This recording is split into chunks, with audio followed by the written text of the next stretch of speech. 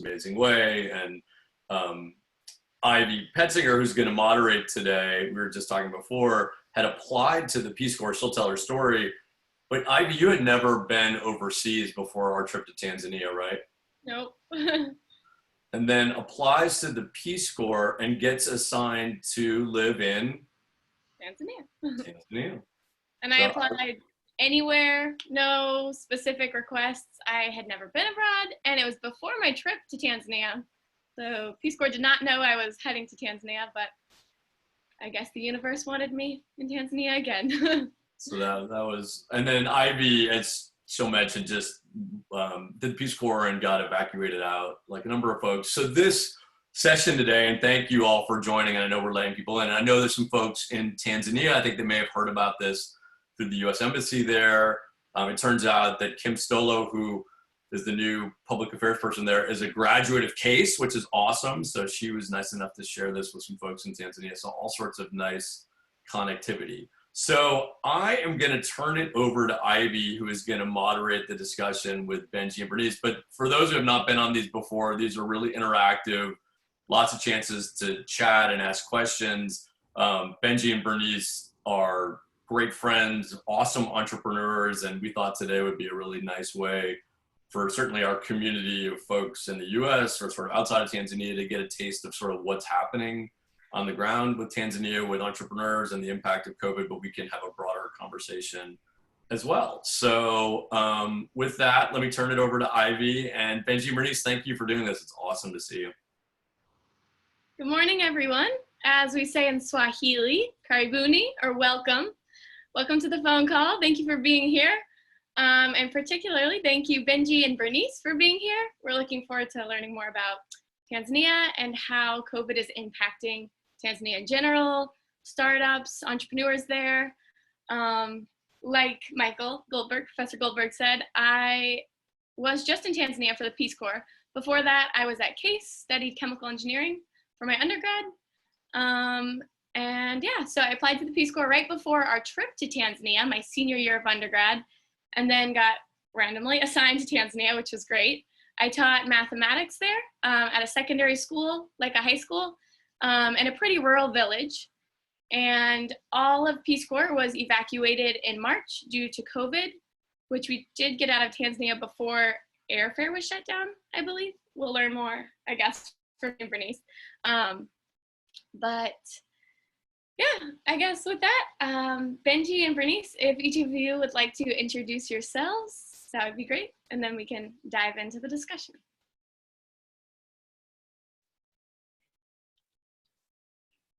Cool. Bernice, you want to get started? Sure. Thank you so much, Ivy, for the wonderful welcome, and Professor Goldberg and Professor Lax and everybody. It's good to see you. So yeah, I'm Bernice Fernandes. I hosted, the trip, partnered with my brother and our professors here. It was a wonderful trip. For me, I work in consulting. I have a business called Accelerate.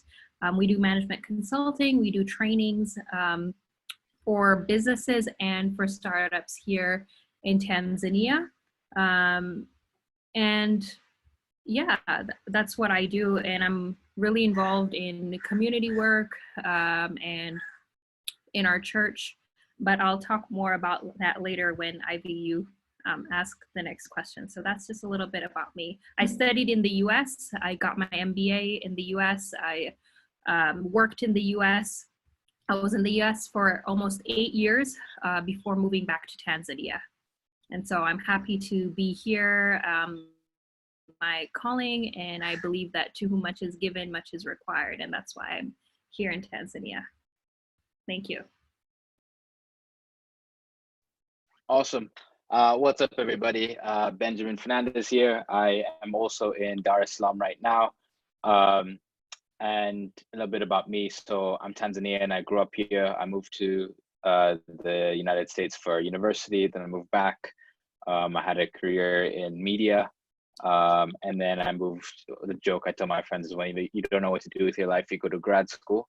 So went to grad school, and that's how I actually met Professor Goldberg through my professor that he mentioned early on the call. But for those who joined later, that's how we all got connected.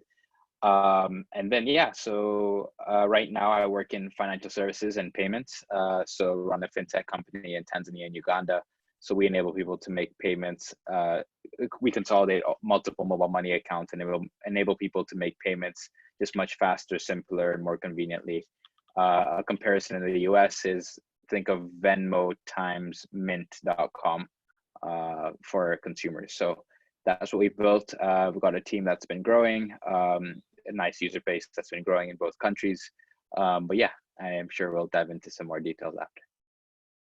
All right. Thank you for your introductions, for who you are, your background, and what kind of work you do now in Tanzania. I think maybe a good starting place could be to share how generally COVID has affected things in Tanzania. And then after that, maybe talking about some of the work that y'all have been doing in response to that, and maybe responses by the government and Tanzania in general. But if we want to start with just the impacts of COVID on Tanzania in general, I think that would be great to hear. And also anyone, if you do have any questions, feel free to ask in the chat or kind of raise your hand, just jump in. But yes, Benji, Bernice. Oh, sounds good, thank you.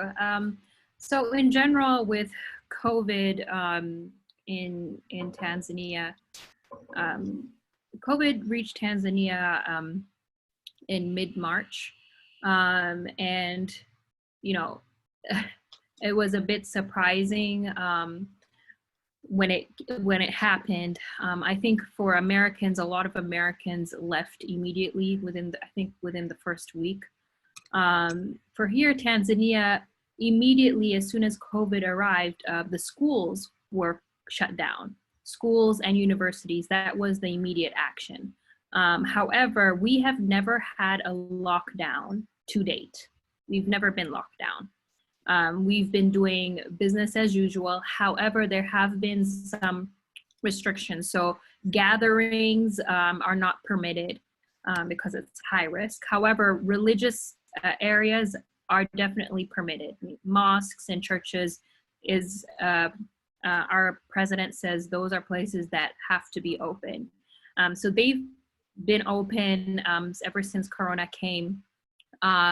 Actually, the very first person who brought Corona to Tanzania was somebody in Belgium, a Tanzanian who was in Belgium. She was living with people in Belgium who had Corona, and she came back and she brought Corona to Tanzania, and then other people started bringing Corona. And so then the government, the week after Easter, they asked everybody to wear masks if you're going out to the market or anywhere that has a lot of people. So since then, that's how Corona has been. And then restaurants were closed, but now they've opened up. And now the latest change is as of June 1st, airspace is opening up. Universities are opening up. Grade 12 is opening up. Schools, not yet, just grade 12 to do their national exams. Tourism is opening up, and sports is opening up as of June 1st. We've had about, I mean, Benji, you can correct me, but we've had about 508 cases as of the end of April. We haven't had any other case updates this whole month of May. So we don't really know. All we know is that the cases have reduced. I'm not sure exactly how many cases, but so the mandate is life must continue. We're continuing on. And it's kind of like we're treating Corona as another disease, like, you know, malaria or typhoid or something. You know, it's there. You just need to protect yourself, but business and life must go on. That's why sports and all the travel and tourism and universities are opening up on June 1st. Benji can share more on his thoughts. Yep. Yeah. So, I mean, I think initially it was, you know, folks were like panicking as the global markets were really concerned about where COVID what would happen in Tanzania or other countries around the world. But the challenge we've been facing is, well, not really a challenge. I've got to be careful how I describe it. But yeah, we haven't had any case updates since April 29th. And I think that's the thing that most people don't know and everybody's confused about. So government's not shared any updates since April 29th about number of cases, number of tests. We've never been told how many people were tested since the beginning. So even though there is 508 people, nobody knows out of how many tests given. We do see signs of other things. So for example, Zambia had closed their border with Tanzania. So Tanzania has the most borders, I believe, compared to any other African country. We have 8 borders, and we deliver cargo. So people use our ports, and then they deliver goods to all those markets, right? So it's really important for us to have our borders open so we can trade with other markets nearby, whether it's food items, agricultural items, and so on. So for example, some of the bordering cities, like in Zambia, the bordering city had the most cases, and primarily from Tanzanian truck drivers. So Zambia had closed off their border with Tanzania. Kenya also closed off Tanzania and said, okay, no truck drivers in or out, because the border cities were the ones that were infected the most compared to any other city within the country. So that was interesting to watch because in Tanzania, we don't have many like big updates, but people were starting to seem like, okay, if these drivers are driving from Dar es Salaam all the way to the border, one, how many people are there, or maybe are they affecting on the way there?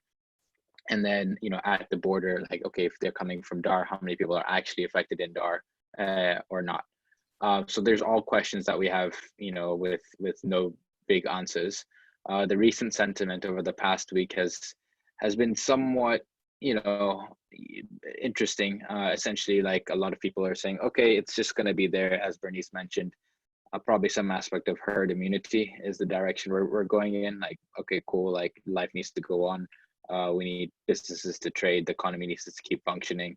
I've heard other pieces, people saying death rates are so low, so people need to keep moving on. So we shouldn't just stop life for this.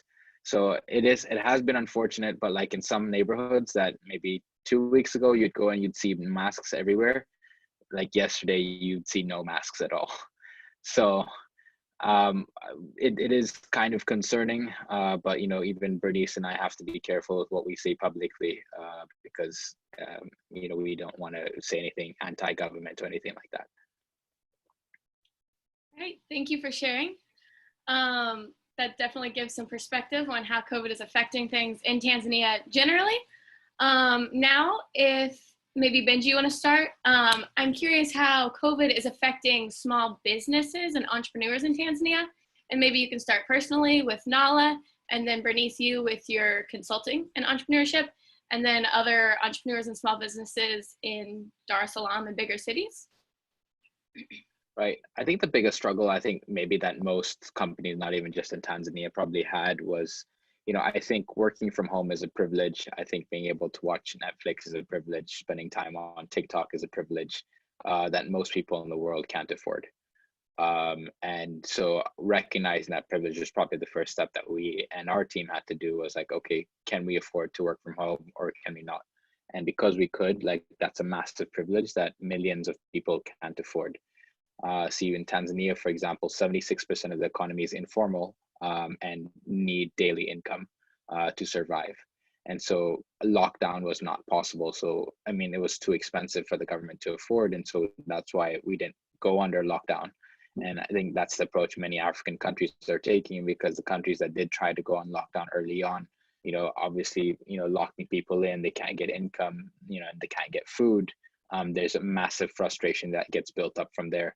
And there was a lot of photos circulating on the internet, like where maybe somebody's just trying to sell like wheat or rice, and they're told to go home, and that's their income maybe for their neighborhood that they're trying to bring in. So it's hard. I guess there was an aspect of privilege by not having a lockdown, but it also caused probably a lot more people to be infected, and we don't actually know the true numbers around that to date. Regarding us as Nala, obviously the privilege piece, we could afford to work from home. So I closed down our office. Ivy's been to our office, so she's seen it. but we had to close down our office and told everybody to go home. And we did this probably like the week after Ivy left. So really, really early on when COVID was just starting up, because I think there was also some aspect of pressure that people are like, okay, how are employees going to get treated when COVID-19 starts to spread? So, we wanted to just like, hey, give our folks on our team the optionality. However, that transition was really hard. I think culturally there's pieces and elements that come into play that we need to be respectful of. So, for example, when somebody is working from their house, you're kind of entering their personal space and their family space. And so with a lot of Tanzanian cultures, working from home is not really a thing. And maybe in the US as well, but like over here, there's an expectancy. If you're at home, you have to help out at home. You have to help out, whether it's, cleaning the yard outside or in the kitchen or whatever it is, you have to help out at home. And I think that was a hard balance for some of our teammates to transition to, because their parents would like say, all right, you're going to cook today. And they're like, no, but I have a meeting and a team call this evening. And they're like, no, you're cooking. And so like, it was definitely a tough transition for quite a few people. And when I as like the boss jump in, like I had to be respectful, so not to like jump in and like get there's a lot of cultural sensitivity there. Regarding small businesses, I think many have struggled significantly. I think globally as well, but it's hard. Like you feel for the small business because I think they get hit the most compared to your large like retailers or corporates. Thank you. And Bernice, do you have anything to share or add on to that? Yeah, so along definitely with what Benji has said, it is definitely a transition. I remember when Corona first hit, I had a couple American clients that we just couldn't go on anymore. They had to move back to the US. It was just like, hey, we can't start because we're moving to the US. When Trump had declared a state of level 4 emergency or something, within 48 hours, they had to leave. So that was one thing. Another thing is the other clients that I was working with training and consulting, they wanted to continue meeting in person and doing sessions with our team. And I had to say, no, we are completely transitioning online. And that was kind of like shocking. Like, I'm putting fear in them, but it was just like, no, because of the precautions, and they weren't used to that. But it was definitely a transition for them getting to adjust to learning online, because I feel like people learn better in person when there's more interaction, when there's more cases that we can work together. But we've definitely adjusted towards working online, but it does require concentration and people motivated to do it. Regarding, working from home definitely is a transition, because you have to manage your time, you have to manage other people on your team. As Benji said, people have things to do, or people are running errands or emergencies for their families. And so it's definitely understanding that and giving people a proper deadline. Things aren't going to be as fast. So you have to learn a lot of patience during this time. So learning a lot of online tools and managing with projects, that has been the transition. As for small businesses are, some of them are running out of money. Some of them have had to say, like, we're not getting business anymore, so we're struggling. I've had some of my clients say, hey, we're stranded. Some of my clients have told me, we're stranded, we don't know what to do, and so what I've been suggesting to them is work on your back office, build your back office, do the admin work, the work that you've put aside to. So they've been more working on that, but I think financially it's been hard, especially even for youth. There's not a lot of funding support or a cushion for them to fall back on. So a lot of people have either had to cut a lot of costs or cut team members, or people have completely pivoted their businesses completely gone to do other types of businesses because it's kind of a hustle right now. And there's not much support locally. Yes, there are grants that people are trying to apply for, like globally, but locally there's not much of that ease for people. So youth are stranded, and it's also something they feel ashamed to speak about. It's shameful to speak about, hey, I'm an entrepreneur and I'm struggling, but you realize you're not the only one who's struggling. And I think talking about it helps, because then you can share more resources with each other. Awesome. Thank you for sharing. One question I have now, and then I'll definitely open it up. I don't know, I haven't seen any questions yet, but again, please feel free to jump in, ask any questions. But so when I was in the Peace Corps, I did not live in Dar es Salaam or even a city where there were many businesses, or like you said, the privilege to work from home. There was no electricity. People didn't even have smartphones. So a lot of people worked agriculturally, and then I worked with students in school. But I noticed a lot of the youth would move to a city and maybe work in a shop or like a hotelini, like a food place or something like that. I am curious if you can speak to like how COVID is affecting more of these rural villages. And I don't know, the trickle down maybe, because like I said, not a lot of electricity or entrepreneurial like in the village, but a lot of the youth or parts of the population do go live in cities and maybe make money for their family. So I'm curious just how like outside of the cities and people in bigger, more developed areas, how rural areas are being affected by COVID as well. Yeah, I'll dive in there. I'm actually going to pass this on to Bernice because she has like a little bit more experience than I do here.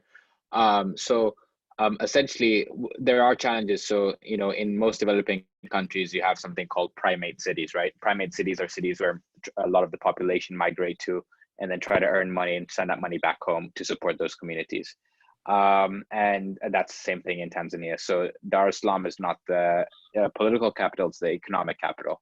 So most people migrate to Dar es Salaam with this hope of finding a lot of wealth, and then, or like more wealth than they were earning like in the village, and then trying to send money home to support their families and communities back there. So that is challenging. So for example, at the Nala office, we had, you know, a guy who was like helping us out at like, you know, taking care of like gardening and so on. And we are like compensating him. And obviously when we're closing the office, his first question is like, okay, so how are my cousins and my mom going to survive? And, you know, one thing that we're doing as an office is we're still paying him, even though he's not doing any work, but most people can't afford to do that or support other people that way. And so that's just one tiny example, but that affects millions and millions of people. You know, Bernice has been doing this pretty cool project. I think they've delivered over like 5,000 masks. So Bernice has been working on making masks and trying to deliver it in low income areas in Dar es Salaam. And they've delivered about 5,000 masks in total, probably more right now.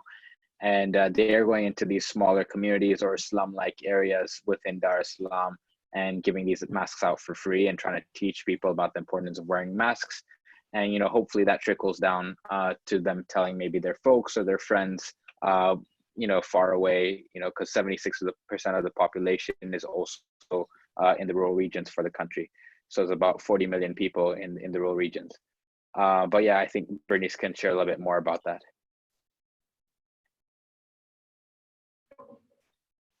Thank you, Ivy and Benji.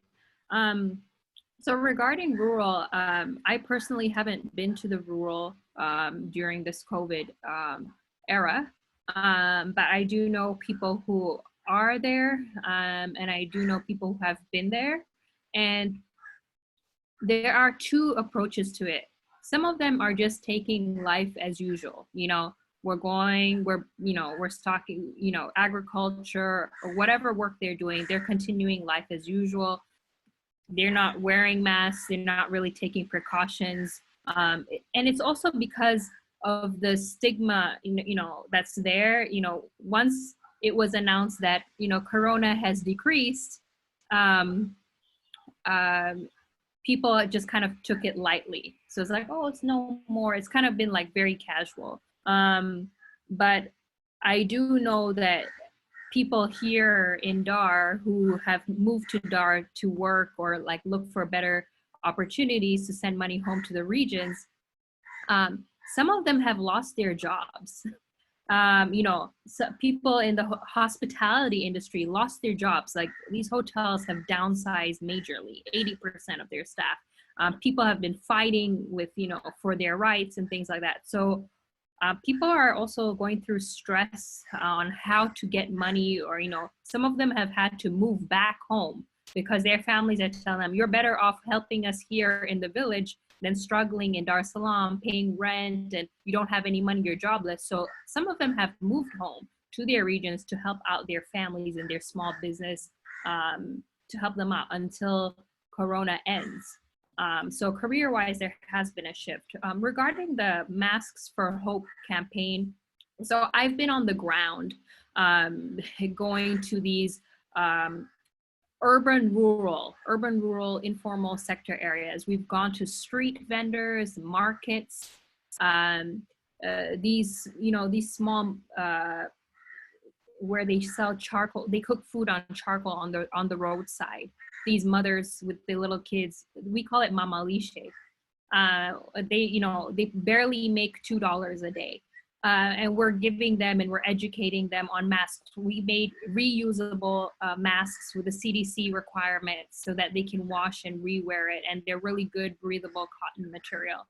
And when we go on the ground and we explain to them, they're so grateful. And they're like, hey, we want more. We want to send to our families. We want to send it to, can you send it to the villages? Can you give us more? We want to send it all the way to our villages where we came from. And it's definitely a community thing that they're wanting. And when we ask, how come you're not wearing? They're like, we don't have money. We can't afford to buy these masks. We can barely afford money to bring home because, there's not been a lot of people going out to the marketplaces. People have reduced going to the market. There's now been a change in online delivery, for people in the mid to upper class. They just buying things online, groceries and things. People are not wanting to go to those high risk areas. So when we go to them, they're very grateful. We've even had people fight over masks, just literally just come and grab, and we're like, hey, 1 meter, and so there is a need for it. And then we engage the local government authorities. So they're coming with us and pointing to us who needs it. So then there's that, credibility aspect of protection. Thank you, Bernice. I see that Linus has had their hand up. If you have a question, Linus, and then Gemma. After that, I see you posted a question in the chat. But Linus, if you want to unmute yourself. Linus. Let's just go ahead to Gemma then, Ivy. Gemma, did you want to unmute yourself and ask your question? Yes, the question goes to Benjamin. So I suppose you have the recovery plan? Gemma, it's a little hard. I'm sorry, it's a little hard to hear you. Wow. Is it better now? A little bit. Maybe it's better. Ivy, do you want to just ask the question because she posted in the chat? Yeah, maybe just go ahead. Sorry, Gemma. Yeah, so to Benjamin, Gemma asked, did you have or recently draft up business continuity plan? If yes, what are the main challenges and differences versus such a plan for small businesses in the US market? Yeah, so I mean, we did, but it's evolving, right? It evolves the more we're starting to learn about the market. So for example, for us, you would think that during this time, so we do electronic payments, you think that all electronic payments would all of a sudden shoot up and increase, but it hasn't really. And so that was also surprising for us a little bit. It's been like pretty flat line and like slight growth here and there. And so like, even if we look at our graphs over the last 2 months of data, we haven't seen like much differences in the volumes being transacted. I was talking to the CEO of one of the large telecoms here, and telecoms are how like the mobile money networks are run. So basically telecoms run banking in many African countries.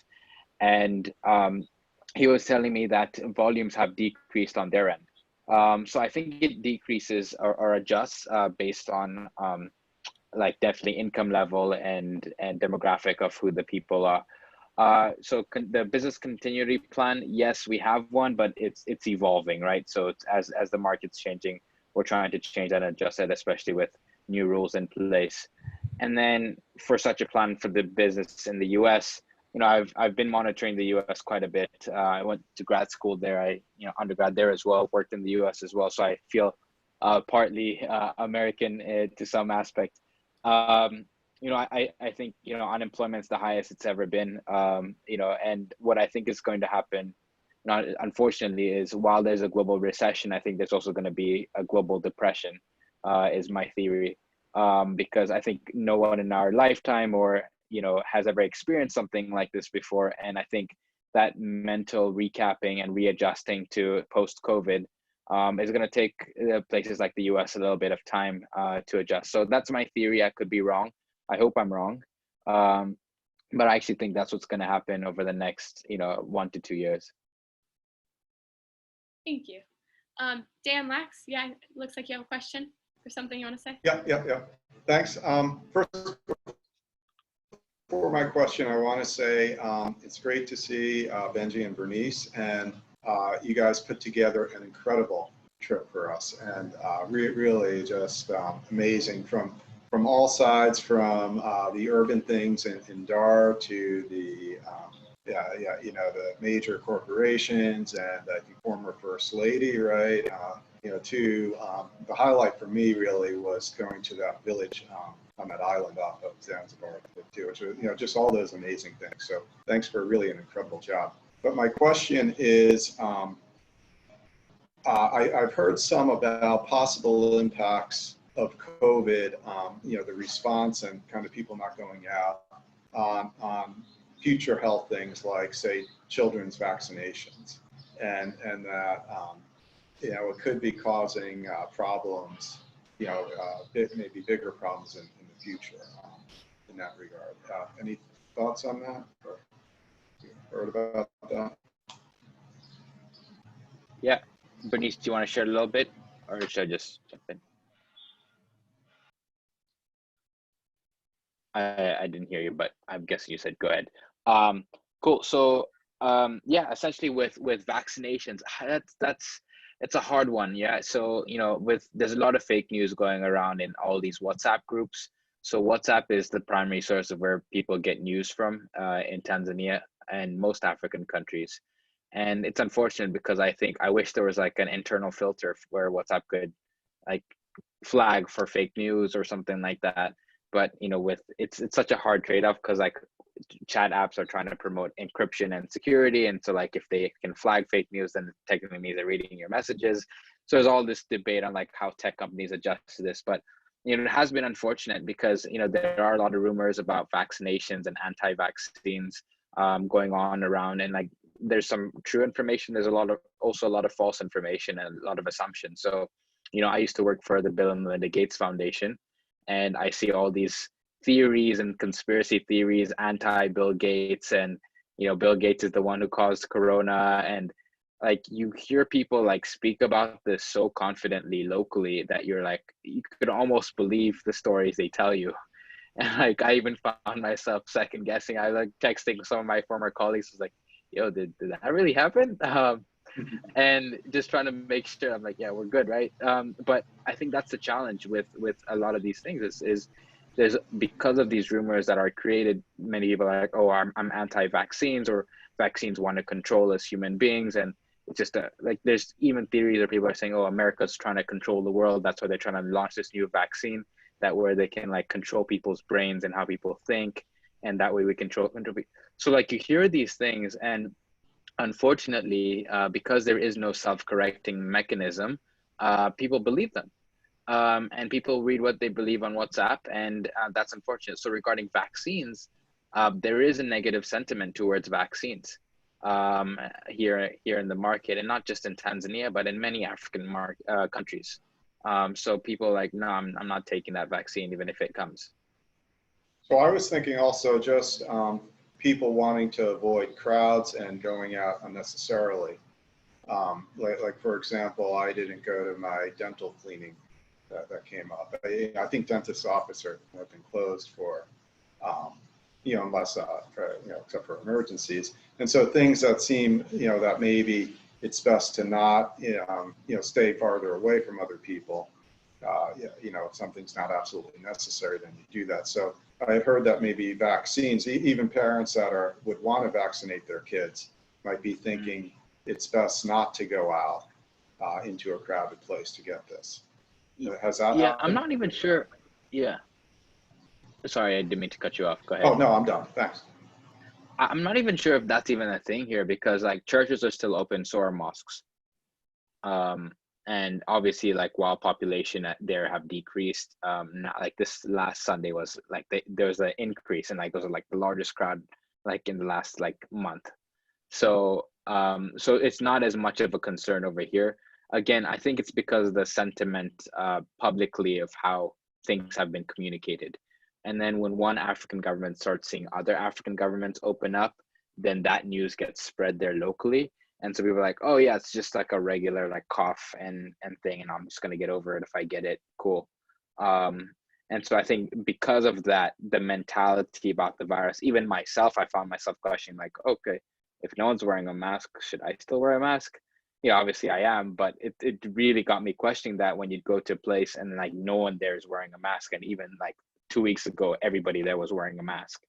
So, and then people start teasing each other. So like when you're the only one wearing a mask, people start laughing at you like, oh dude, like that guy's weird or whatever. And so like there's a lot of sentiments both ways. And it's hard. It's hard. And Bernice has been more in the market going around, so maybe she has some comments here. Thank you. So regarding vaccines, actually, Tanzania just received medicine from Madagascar, like herbal medicine from their land. And so they're going to be testing it out. I'm not really sure who they're testing it out on, but they're going to be testing it out. I think the idea is we can solve our own problems. That's what we're getting from the Tanzanian perspective is, hey, let's look at our own African type of medicine. And so we're not sure, we haven't heard feedback about the medicine from Madagascar, but we saw it on the news that Madagascar had already sent a whole a cargo full of medicine for us to try out. Regarding people going out, you spoke about the dental clinic and stuff like that. So right now, a lot of students like are preparing to go back to school, like the grade 12 and the university. So the parents are stocking up on masks and sanitizers for them. They're even stitching masks with their kids' names on it. If it's like Bernice or something, because when they're boarding school, you don't know whose mask it is. People could take it and things like that. So they're stocking up on masks. They're stocking up on things to take care of their kids because they don't know. And the government hasn't opened up schools yet because they still want to observe Corona. So it's not that Corona is over. They're still being cautious because you can't really control little kids. But people are still taking precaution. I was at a government office this morning, basically the IRS for Tanzania, and they were very strict. You could not get in if you didn't have a mask. Like one lady yelled at a guy because he didn't have a mask. He had like a little bandana and he was kicked out of the office. So thankfully I had masks on me. So I went and I gave him a mask because I felt bad, so I gave him a mask so he could get in. But like, they're checking temperature, they're having social distancing in lines, even in the chairs. It's 1 meter apart, the normal. But I was really impressed.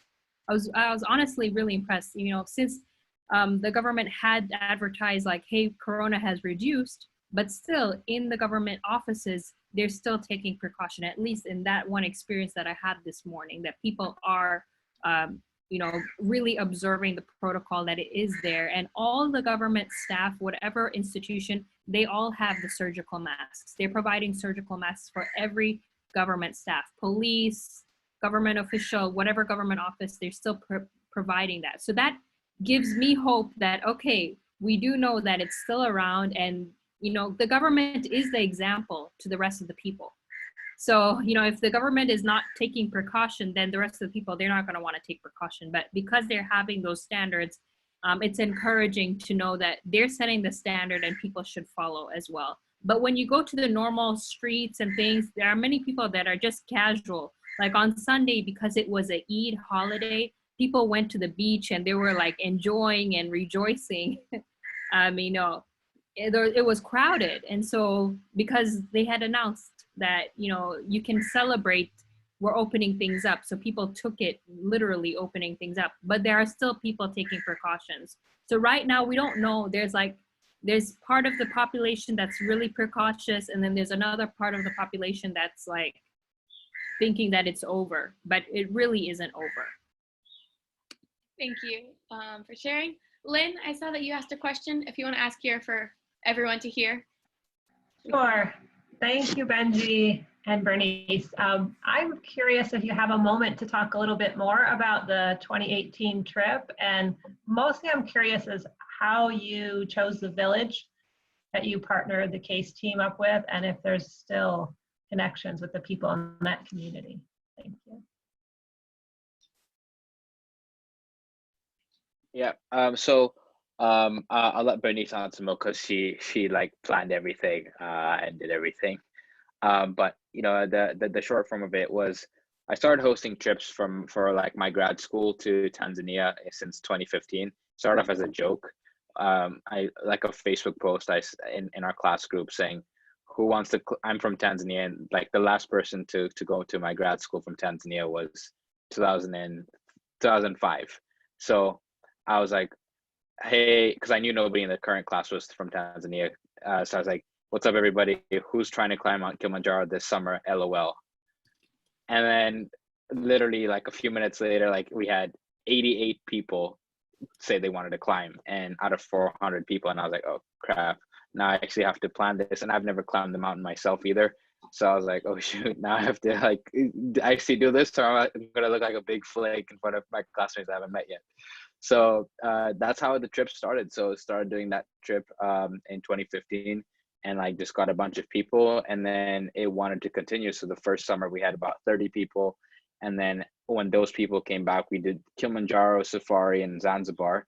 But one thing that I always kept asking them is like, hey, and after they would go through the trip, we would talk about different aspects of like tourism or some of the challenges and the villages around them and how tourism impacts them and what we could do to help, and wanted to always figure out what else we could do that's going to be even more valuable for that. So one of the challenges we are always asking myself, Bernice and I, were like, okay, do we just want people to come here for tourism, or can we do something with them that's pretty cool on the ground? And it was definitely hard because some groups just want to come for tourism, but then others want to, like with Harvard Business School, when we hosted them, we did meetings with them here locally, and coordinated that. Bernice led that, and they like met Mohamed Dewji, who's like the wealthiest man in East Africa, one of the wealthiest men in Tanzania. And yeah, so one of the wealthiest men in Africa. So that's kind of like how it came about. So then like when Michael had reached out, we were connected. I was like, okay, let's do something like really, really cool, and be able to really create an impact during our time there. So when the whole team came down, Bernice had coordinated, we had seen this island called Tumbatu, and no one really goes there at all. And, she had coordinated, and it was really hard to even get there. And there were things like going on 2 different boats just to like hop onto this island, and things that probably schools wouldn't approve if they knew. but yeah, I think we had to just like to Africa, like we had to figure it out. So I think Bernice helped coordinate that, and then with them. So the island basically that we went to, there's a video that's probably, I don't know if you've seen it yet, but I'll post the link here. I think it's got over 100,000 views. But we went to this island, and basically they don't have electricity, no running water. Phone service was extremely limited and only in one part of the island. But that's been there for hundreds of years, and people have lived there since the Shirazi Empire from Iran, they said in the 5th century. And I didn't know that. And I'm Tanzanian, and I've lived here my whole life. And so that whole experience of going out there was fascinating for me to see. We have kept in touch with one of the people who goes back and forth on the island, and it's a little bit hard because it's so hard to get there. So you have to just trust their take on, you know, what they say. So pieces have started to develop a little bit. They have a few more solar panels now there on the island. Still no electricity formally, but yeah. I'll allow Bernice to share a little bit more about that, because that was more of her work pulling it together. I think you've covered it all. Basically, the request was to really go to somewhere really, really rural and somewhere where people haven't been to. You know, instead of going to the main Zanzibar island, you know, a small little village, it was, hey, let's go to somewhere really. And I think Professor Lax was really excited and passionate about it. He's like, no, I really want to go to somewhere nobody has been to. And it was like, okay, like let's look for that. And we did research on Tumbatu, and personally, I was discovering Tumbatu myself, because it's like a 99% Muslim area, very strict. Like the men had to wear long pants, covered their legs, including the men. You know, they had to cover themselves, and the women had to cover our heads and everything. And it was like a lot of strict protocol. And the kids, when we were with there, the kids hadn't eaten the whole day. And so we had like a little like baobab seeds, and we just I had picked it up for the team, you know, for us to snack, but seeing that the kids hadn't eaten anything, and while the engineering team mostly, you know, was up on the, you know, putting up solar panels, we gave it to them. And so, yeah, a lot of them hadn't seen Americans or any Caucasian person before, because it's just an island that nobody goes to. They were actually surprised, like, where are these people from? They had no idea. So it was definitely an amazing experience, being with them for the whole day, and setting up the solar panels and then heading back. It was definitely an incredible trip, and we welcome you guys back to Tanzania. Happy to do something similar, or, you know, go back to the same place or another place, because there is a need. Awesome, thank you. We're running low on time. Julia, I see you asked a question. So if you want to ask that real quick, Benji and Bernice can speak to that, and then we'll wrap things up here soon. Sure, thanks, Ivy. I was just curious about your inspiration for pursuing your business, and like how you started with entrepreneurship. What kind of drove you to do that? Kind of shifting from what we've been talking about. But. Yeah, aspirationally, I would love to build a bank. You know, and that's where we'd love to go is I want to build a Pan-African digital bank, and that's what we'd like to do with our team. It's really hard. There's a lot of regulation and challenges in every single market we operate in and look to operate in, and it's tough. You know, we get hard times from governments who don't understand how technology works, and, you know, try to over-regulate, you know, and we've got our fair share of letters and threats here and there, and it's hard. But want to change that, because I think the tech industry is still so nascent and early on on the African continent. You know, last year was our biggest year yet. Last year the African continent received over $1 billion in funding for tech companies. You know, and with 1.3 billion people, there's massive opportunities in the tech industry on the continent. So that's what we'd love to do. I personally would love to do. I mean, it's a long way to get there. I think we're only 2% done, is what I tell my team. And so, and the why piece is more important for me. I don't believe that the lowest income region in the world should get charged the most amount for fees.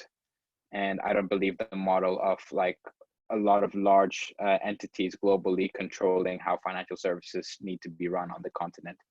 And I just want to make an effort in trying to change that. And should we be successful, great, but I want to just give it my best shot.